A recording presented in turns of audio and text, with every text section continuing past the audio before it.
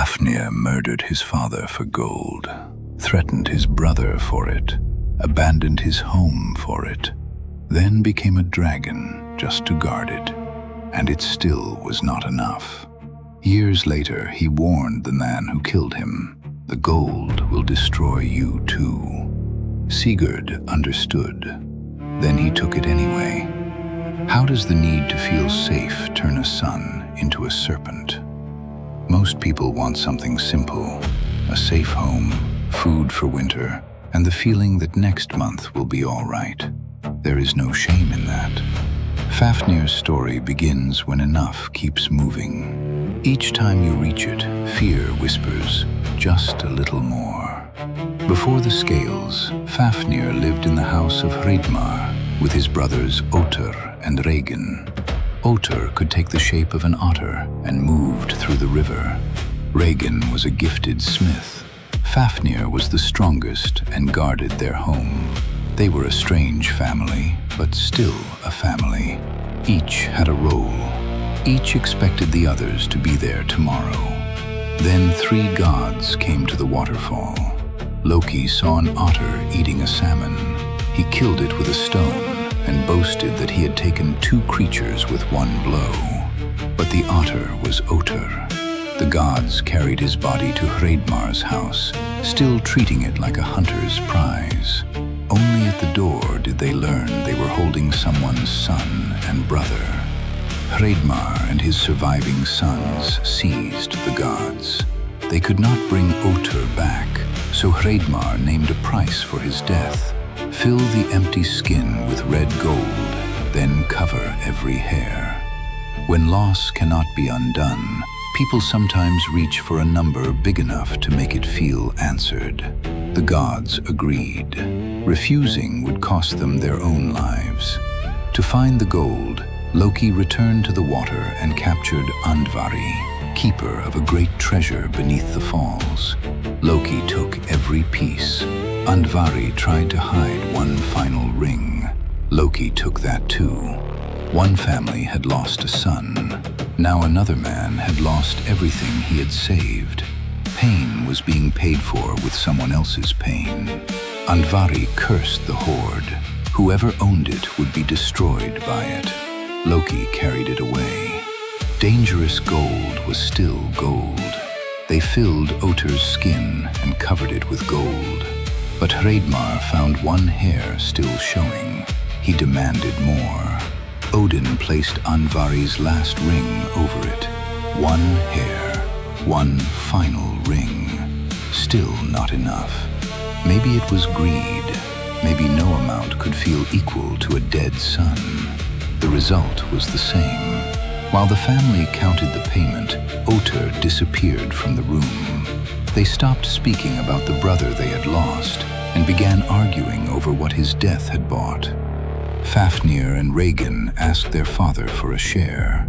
Hreidmar refused. Fafnir had guarded his father's home. Otter had been his brother too. But Hreidmar closed the treasure and treated it as his alone. The stories do not tell us what Fafnir felt in that room. They tell us what he did next. He decided no one would ever hold his future in their hands again.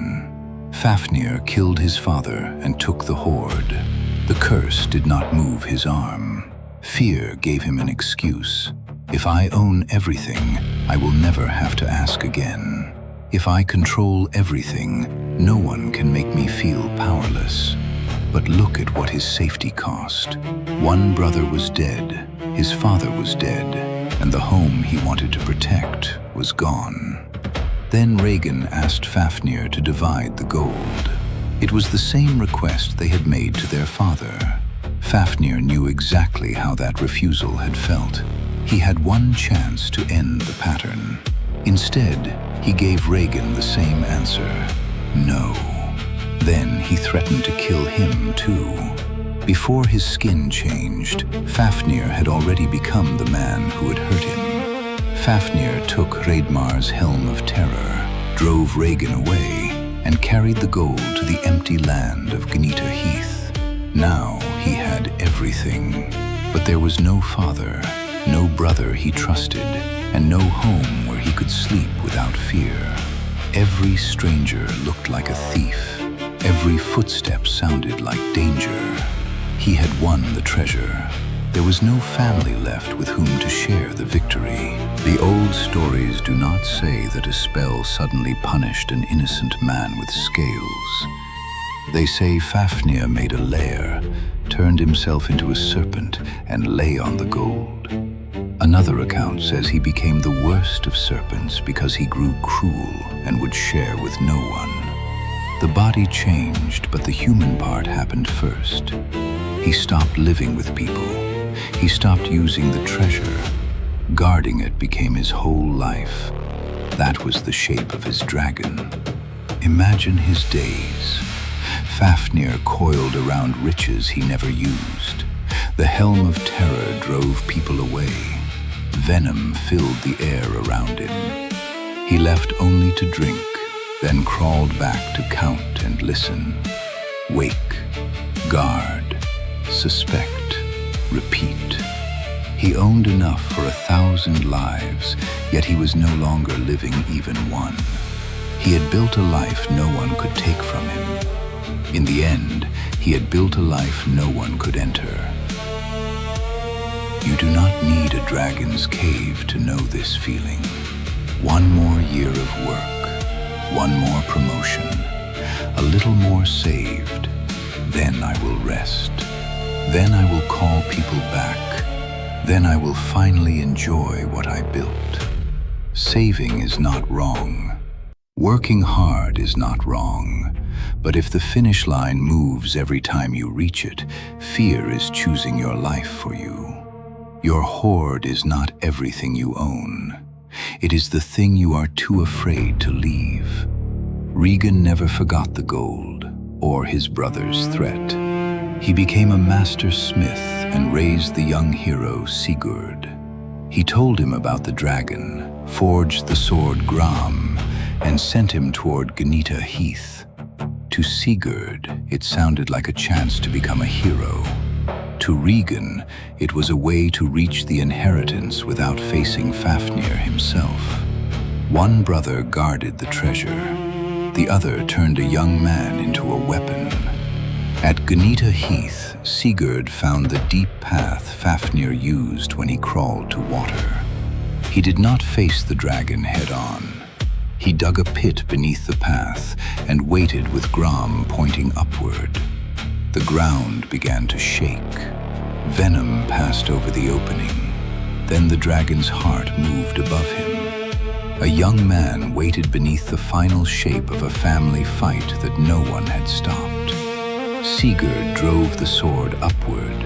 Fafnir tore through earth and stone in his death agony. The treasure had made him feared, but it had not made him safe. He had spent years watching every horizon for the person who might take his gold. He never looked beneath his own body.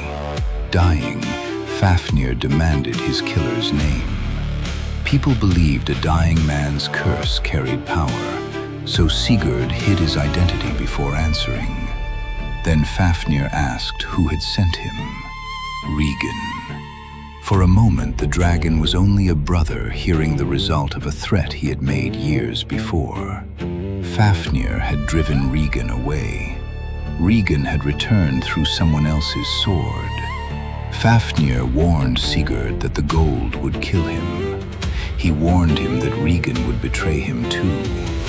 Maybe it was spite. Maybe the truth became easier once the treasure was no longer his to defend. For the first time in years, Fafnir had nothing left to guard. And now he could see the hoard clearly. Every man believed the gold belonged to him. In truth, each man had begun to belong to the gold. Sigurd answered that every man dies once, and until that day, he would rather have wealth than leave it behind. Then he entered Fafnir's lair and took the gold. There was enough to support him for the rest of his life. The warning was clear. Sigurd simply believed he would be different. We often recognize another person's mistake and think that recognizing it makes us safe from repeating it. Sigurd took it anyway. Regan came after the killing. He drank Fafnir's blood and asked Sigurd to roast the dragon's heart. When Sigurd tasted the blood, he understood the birds above him. They warned him that Regan planned to kill him. Sigurd killed Regan first. The treasure had now passed through a dead son, a murdered father, a dragon, and a second dead brother. No one had enjoyed it. No one had shared it. No one had become safe. And still, in the firelight, it looked like a reward. Fafnir is remembered as the monster Sigurd killed. But his tragedy began before the scales. A son was denied.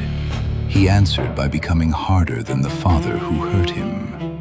He gained enough wealth for a lifetime, then lost the ability to live. Even his final warning changed nothing. Sigurd heard it and repeated the choice.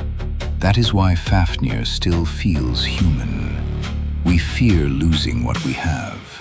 We work, save, build walls, and promise ourselves that life will begin later.